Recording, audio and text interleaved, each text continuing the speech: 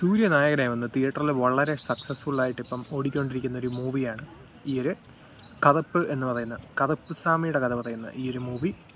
So ഒരു cinema പറയുന്ന ആ ഒരു കഥ കൂടുതലും ആർ ജെ ബാലാജിയുടെ പോയിൻ്റ് ഓഫ് വ്യൂ നിന്നാണ്.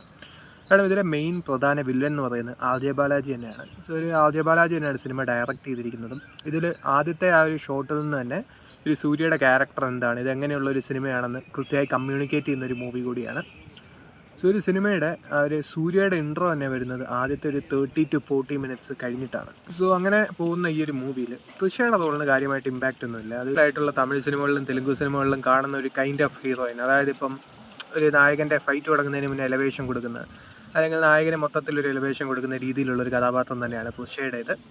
സോ പിന്നെ നോക്കുകയാണെങ്കിൽ ഈ ഒരു സിനിമയുടെ വേറൊരു പോസിറ്റീവ് സൂര്യ തന്നെയാണ്. സൂര്യ വളരെ സ്റ്റൈലിഷ് ആയിട്ട് പ്രസൻറ്റ് ചെയ്ത ഒരു മൂവി എന്ന ആ ഒരു കോസ്റ്റ്യൂം ആണെങ്കിലും ബാക്കിയുള്ള സംഭവങ്ങളാണെങ്കിലും സെക്കൻഡ് ഹാഫിൽ വരുന്ന ആ ഒരു സോങ് ആണെങ്കിലും അതിൻ്റെ പ്ലേസ്മെൻ്റ് ആണെങ്കിലും പിന്നെ അങ്ങോട്ട് ആ ഒരു ഡാൻസ് ആണെങ്കിലും ഒക്കെ തന്നെ ആ ഒരു ടിയാനെ കാണാൻ തന്നെ ഭയങ്കര സ്റ്റൈലുണ്ടായിരുന്നു ഈ ഒരു മൂവിയിൽ. സോ അതിൻ്റെ കൂടെ തന്നെ സായി ഭയങ്കറിൻ്റെ മ്യൂസിക് എടുത്ത് പറയേണ്ടതാണ്. ഭയങ്കര അടിപൊളിയായിട്ട് ആ ഒരു മ്യൂസിക്കും ബീജിഎം ഒക്കെ എലവേറ്റ് ചെയ്തിട്ടുണ്ട്. അത് സിനിമയുടെ ഒരു വലിയൊരു പ്രത്യേകതയാണ്. ഈ സിനിമയുടെ പ്രശ്നം എന്താണെന്ന് വെച്ചാൽ ഈ സിനിമയുടെ കോൺഫ്ലിക്റ്റിൽ, അതായത് ആർ ജെ ബാലാജിയാണ് ഈ ഒരു സിനിമയുടെ വില്ലൻ. സോ ഇതിൽ മലയാളികളുടെ ഒരു നിറ സാന്നിധ്യം തന്നെയുണ്ട്. അതായത് ഇപ്പോൾ നോക്കുകയാണെങ്കിൽ ഇന്ദ്രൻസ്, അനഘ, അജു വർഗീസ് വരെ ഒരു ചെറിയ ക്യാമിയോയിൽ വരുന്നുണ്ട്. അതിൻ്റെ കൂടെ തന്നെ ഉണ്ണിമായ ഒരു പോലീസ് റോളിൽ വരുന്നുണ്ട്. അതല്ലാതെ നോക്കുകയാണെങ്കിൽ ഈ ഒരു സ്വാസിക, അതും ആ ഒരു വില്ലൻ്റെ ഗ്യാങ്ങിൽ വരുന്നുണ്ട്.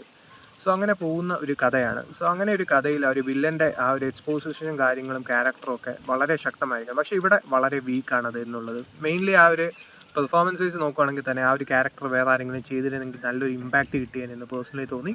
അതാണ് ഈ ഒരു സിനിമയുടെ ഒരു മേജർ നെഗറ്റീവായിട്ട് തോന്നിയത്. പിന്നെ അങ്ങോട്ട് നമ്മൾ നോക്കുകയാണെങ്കിൽ ലോജിക്കൊന്നും ചിന്തിക്കാതെ സിനിമയുടെ മാജിക്കുമായിട്ട് മാത്രം പോയി ആ ഒരു രീതിയിൽ തന്നെ ഒന്നും ചിന്തിക്കാത്ത രീതിയിൽ കാണുവാണെങ്കിൽ അത്യാവശ്യം നല്ല രീതിയിൽ എൻജോയ് ചെയ്യാൻ പറ്റുക. ഈ ഒരു സൂര്യയുടെ ഫാൻസിൻ്റെ പോയിന്റ് ഓഫ് വ്യൂ നോക്കുകയാണെങ്കിൽ ഒത്തിരി വർഷങ്ങൾക്ക് ശേഷം സൂര്യ സ്റ്റൈലിഷായി കാണാൻ പറ്റിയ ഒരു മൂവിയാണ്. സൂര്യ തന്നെയായിരുന്നു ഈ ഒരു സിനിമ ഒരു പരിധിക്കുള്ളും പിടിച്ചുള്ളത്. കാരണം ആക്ഷൻ സീക്വൻസസ് ഇൻ്റർവൽ ബ്ലോക്കിലല്ലാതെ കാര്യമായിട്ടുള്ള ഇമ്പാക്റ്റ് ഉണ്ടാക്കാത്ത രീതിയിലുള്ള ആക്ഷൻ സീക്വൻസ് ആയിരുന്നു.